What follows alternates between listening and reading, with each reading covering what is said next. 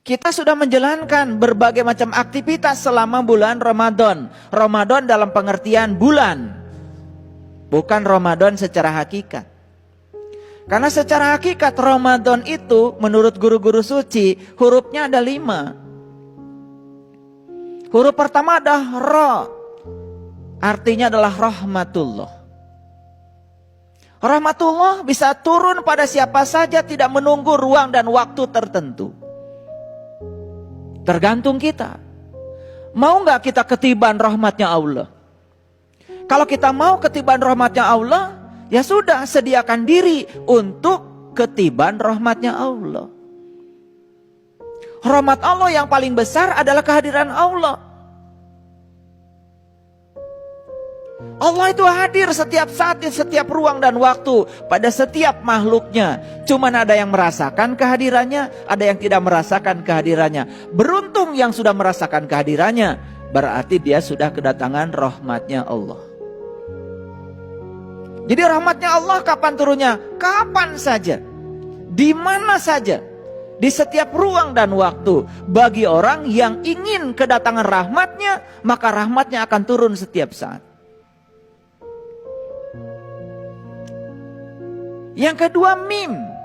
Mim itu dari ma'rifatullah. Ma'rifatullah artinya pengenalan kepada Allah. Orang yang sudah kenal kepada Allah, karena dia sudah kenal pada jati dirinya sendiri, itu sudah luar biasa kesadarannya. Makanya sebuah hadis mengatakan, siapa yang kenal dirinya, maka dia akan kenal kepada Tuhannya. Kita tidak diharuskan mengenal Tuhan yang meliputi semesta raya yang tanpa batas, karena kita tidak mungkin untuk mengenalnya. Cukup mengenali Dia yang ditiupkan ke dalam diri kita, yang disebut dengan ruhku. Faiza sawaituhu wa nafakhtu fihi min ruhi faqa'u lahu sajidin.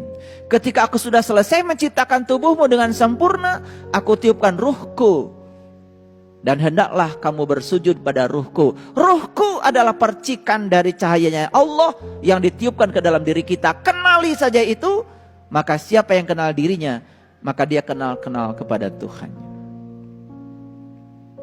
Ra, kemudian mim, kemudian do. Do itu duyufullah. Duyufullah itu tamunya Allah. Siapa tamunya Allah?